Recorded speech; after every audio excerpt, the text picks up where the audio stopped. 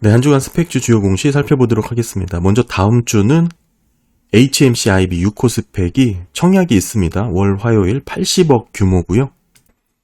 그리고 지난주에 있었던 신한 11호 스펙, 덩치가 크다 보니까 인기가 좀 없었습니다. 신한 11호 스펙 같은 경우는 10월 4일 스펙주 상장 예정이고요. 지난주에는 DB금융 10호가 합병 승인으로 거래가 재개가 됐습니다. 한빛레이저와 거래 승인 재개가 됐고요. 그리고 교보 11호 스펙이 합병 기업을 찾았습니다. J2K 바이오 스펙 소멸 방식으로 진행을 합니다. 네, 제가 관련 내용을 쭉 정리를 했고요. 교보 11호와 J2K 바이오 지금 합병 비율이 0.107이고요. 100주를 들고 계셨다면 10주를 받게 되는 거고, 지금 거래 정지 전 종가가 2,550원입니다. 그렇게 계산된 시총은 1,376억 규모고, 기업의 이제 24년 세후 영업이익이 87억 정도니까요. 보시면 이 정도 상대 밸류, 기업 밸류가 나오는데, 한 15배 PER로 15배 정도 볼 수가 있고, 다만 이제 PBR로 봤을 땐 한 10배 정도 됩니다. 매출액으로 봤을 때 한 5배 정도 되고요. 외부 평가 기관이 본 기업의 가치는 1,091억 정도가 되죠. 그러니까 지금 주가보다 더 낮아야 지금 이 외부 평가 본 기관과 비슷해집니다. 그러니까 2,000원 정도가 돼야 비슷한 수준으로 시총이 잡히는 것으로 보이고요. 네, 보시면 기업은 꾸준히 매출이 나오는 기업입니다. 보시면 23년 기준으로 264억 정도 매출을 올리는 것으로 이렇게 계산이 되고요. 유사 기업으로는 보이시는 것처럼 선진뷰티사이언스, NFC, 현대바이오렌스, 대봉LS 정도 이렇게 확인이 됩니다. 물론 유사 기업들과의 이익 수준과 규모가 이렇게 좀 차이가 많이 나죠. 그러니까 직접 상대 밸류는 하진 않았습니다. 네, 보시면 선진뷰티사이언스는 현재 PER이 4배, PBR은 1배 정도 되죠. 보시면 당기순이익이 작년 기준으로 좀 크게 잡힌 것을 볼 수가 있는데, 세부적으로 살펴보진 않았지만 보통 이런 경우는 갑자기 실적이 늘어났다고 봐야 될지요. 글쎄 다른 여러 가지 요인이 있을 수 있기 때문에 굳이 세부적으로 찾아보기까지 할 정도는 아닌 것 같고, 일단은 PER이 한 4배 정도 잡히고 있는 거, 이렇게 실적이 상당히 오버해서 잡혔을 경우가 4배니까 한 10배 정도 시장 밸류를 본다 정도 보면 되겠죠. 다만 PBR로 봤을 때는 1.4배.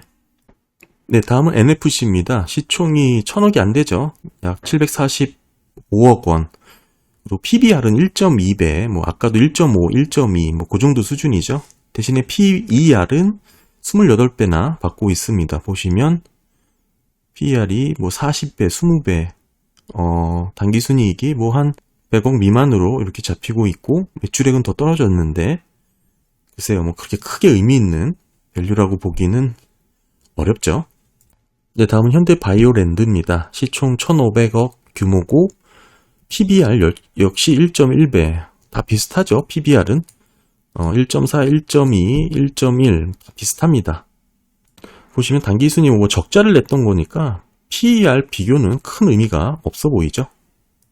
네, 다음은 대봉LS가 있습니다. 1,100억 원 규모고 PER 16배, PBR은 1배도 되지 않습니다. 자산보다 시총이 더 적은 거죠.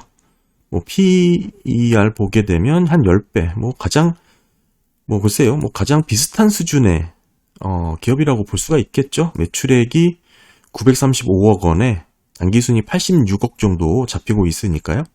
보시면 지금 합병법인의 매출보다 더 많이 지금 올리고 있는 기업이죠. 그럼에도 밸류를 놓고 보면은 훨씬 지금 J2K 바이오가 고평가된 것을 알 수가 있죠.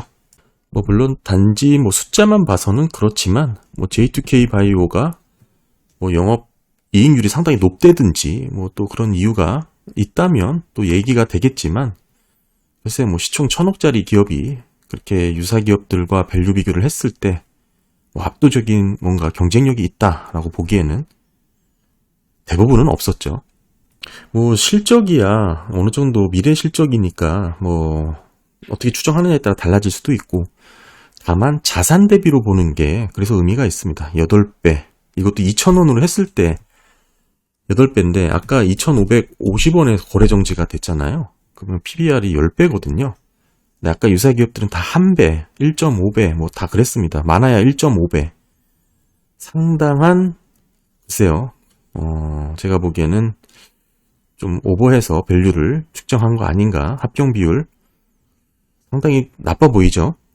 합병 전 주가로 봤을 때 PER 보시면 한 10배 정도 된다 그러면 2,000원보다 더 떨어지는 것으로 계산이 됩니다. 나머지는 뭐 각자 알아서 좀 판단하시면 될 것 같고. 네, 다음은 하나금융 23호가 일정이 좀 변경돼서 수정 공고를 냈습니다. 보시면 주주 확정 기준일이 좀 변경돼서 이와 관련된 일정이 모두 뒤로 미뤄졌고요. 신한 8호는 예치이자율 변경 공시를 냈습니다. 3.26에서 3.9까지 높였습니다. 변경 후 약 130억 원 규모죠. 예치자금이. 네, KB 제22호도 예치자금 변경 공시를 냈습니다. 3.45에서 3.55 지금 103억 원 예치자금 변경 공시입니다.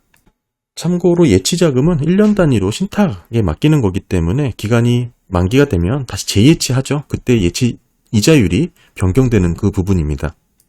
네, 그리고 HMC IB 제5호 스펙이 9월 22일자로 상장 폐지가 됐고요. 자녀재산 분배 예정일이 12월 19일로 이렇게 확인이 됩니다. 네, 그 외에는 특별한 주권 매매 거래 정지라든지 정지 해제 또는 지분 신고 관련 내용도 없었고요. 일단은 다음 주는 HMC IB 6호 스펙, 5호는 이제 상장 폐지돼서 합병 기업을 찾지 못해서 이렇게 공시가 떴고 6호는 청약을 하고 이런 상황이 벌어졌네요. 월요일, 화요일 이틀 이렇게 잡혔습니다. 네, 감사합니다.